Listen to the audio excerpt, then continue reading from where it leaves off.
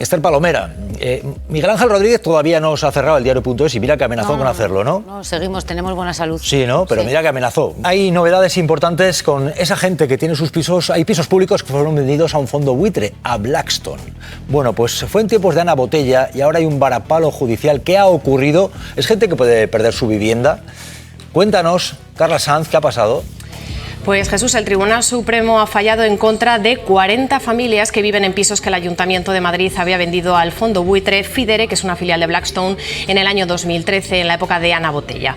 Habían pedido estos vecinos poder comprar sus viviendas al mismo precio al que fueron adquiridas por este fondo, entre 50.000 y 90.000 euros. La sentencia considera que el fondo buitre compró estas viviendas de manera conjunta y no individual y que ahora los vecinos no tienen derecho a comprarlas al mismo precio. Jesús, vamos a hacer un poquito de maldita hemeroteca. ¿De dónde sale todo esto? En 2013, el Ayuntamiento de Madrid, que tenía a Ana Botella como alcaldesa, vendió 1.800 pisos a través de la empresa municipal de vivienda y sueldo a un fondo de inversión, a un fondo buitre, a Fidere, esa filial de Blackstone. Lo que se cree es que ese fondo tenía información privilegiada previamente y además compró muy por debajo de precio de mercado. Las arcas municipales ingresaron 55 millones de euros menos de lo que debían de haber ingresado según la primera sentencia del Tribunal de Cuentas.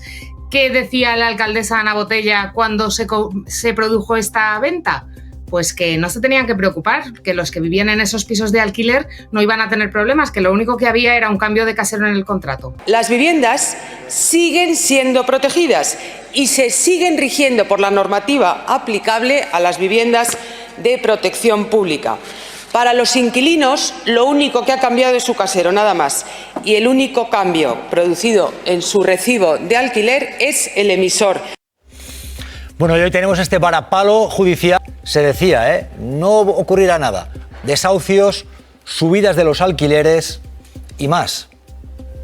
Todo esto es con vivienda construida y protegida, que se construyó con dinero público y que además ahora, como dice esa sentencia, al final no han podido comprar al mismo precio los inquilinos de esas viviendas. De ahí el lío judicial posterior, que no fue menor. ¿Qué pasó? El Tribunal de Cuentas condenó a Ana Botella y a sus ediles a pagar de su propio bolsillo más de 20 millones de euros. Pero, oh sorpresa, después la sala de enjuiciamiento revocó esta sentencia por 2 votos contra 1. ¿2 votos de quién? De 2 miembros del Partido Popular. Una de ellas, una exministra del gobierno de José María Aznar, para quien no se acuerde, el marido de Ana Botella.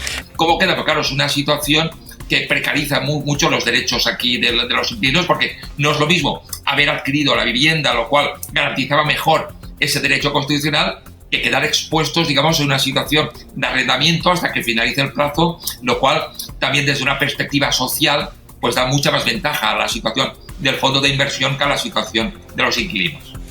Yo estoy muy en desacuerdo con la sentencia del Tribunal Supremo, con el debido respeto, por supuesto, y digo por qué.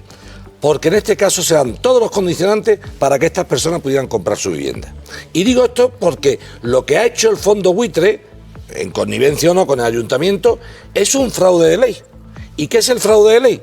El que al amparo de una norma permitida, que es no aplicar el retracto, elige una norma imperativa que es venderle a ellos. Si usted tiene individualizado perfectamente los pisos uno a uno, intentar decir que como se ha vendido en bloque no se aplica el derecho de antirretrato, eso está hecho para una vivienda, por ejemplo, de 3 pisos, donde alguien vende los 3 pisos a la vez. Si los pisos están individualizados y los precios están puestos, estoy mucho más de acuerdo con la doctrina de la Audiencia Provincial de Madrid que con el Tribunal Supremo, con el debido respeto al Tribunal Supremo. Hay novedades que habéis contado relacionadas con Ayuso vive en una vivienda de casi 2 millones de euros. Casi 2 millones de euros.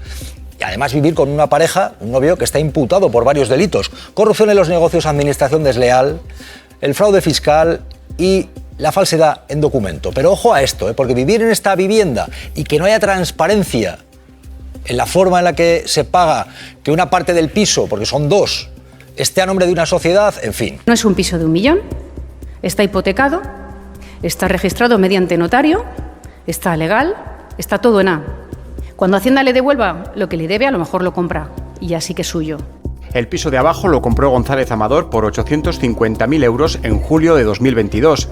Tras entrar a vivir, una sociedad, Bavia Capital, compró el ático de encima por otros 950.000 euros. El ático de lujo que tienen alquilado en ese mismo inmueble. Hay que morirse de la risa de 1 millón de euros. Ustedes. El ático tiene 155 metros cuadrados de vivienda distribuidos en 5 amplios dormitorios, un baño, 2 vestíbulos y una terraza con vistas a la Sierra de Madrid. Cuenta también con una plaza de garaje y un trastero. Está obsesionada con los ladrillos. González Amador le dijo a la jueza que paga por este ático un alquiler con derecho a compra de 5.000 euros al mes. También que el fiscalista Javier Gómez Fidalgo le había hecho el favor de comprar el ático para que él lo pudiera alquilar. Esta Palomera, decías, hay bulos en lo que estaba diciendo Ayuso en este vídeo, porque yo me he quedado con alguno. A ver.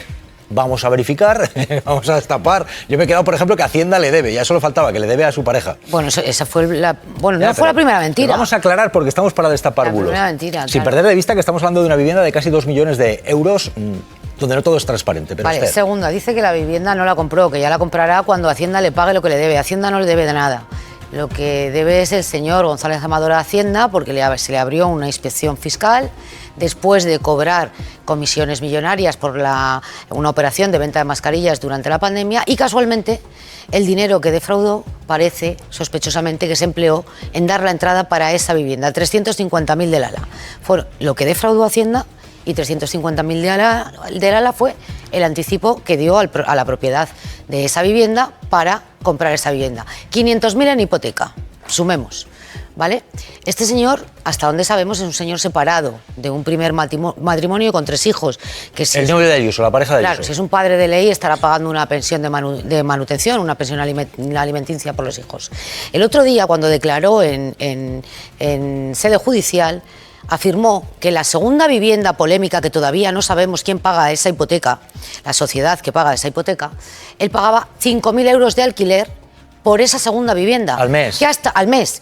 Con lo cual, 5.000 euros al mes, más una hipoteca de 500.000 para hacer frente al segundo piso, al piso de abajo, más los gastos corrientes que tiene todo hijo de vecino, a mí me parece que son gastos demasiado excesivos como para que pueda hacerlos frente. Pero claro, hablabas de bulos. Es que el primer bulo de la Comunidad de Madrid es que el señor González Amador había sido tentado por la Fiscalía General del Estado, que le había ofrecido un pacto para llegar a un acuerdo. Pero se está especulando, Manuel. Bueno, a ver, aquí hay un dato clave.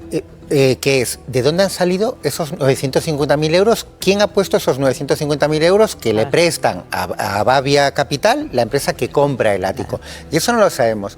Y, a ver, ¿se está especulando? Bueno, pero es que esto sería sencillísimo, dejar de especular. Es que es una rueda de prensa de 10 minutos, donde se presentan los papeles y los documentos, se explica todo y se termina la especulación. Entonces, quien no hace eso es que quien tendrá que explicar por qué no lo hace. Pero el problema de hablar... Pero se explica qué es lo que hay que explicar. Bueno, a ver, estamos hablando de 2 pisos que cuestan 1,8 millones de euros, no sabemos de dónde han salido 950.000, es explicar de dónde viene el dinero, si es el tema de toda la vida, sigue el rastro del dinero. Bueno, pues si no hay nada que ocultar, se explica. Pero también es verdad que hablamos de un particular, hablamos también de un particular que está trabajando media Comunidad de Madrid para el particular, entonces ha dejado de ser un particular. Y que la Comunidad de Madrid acaba de abonar por partes.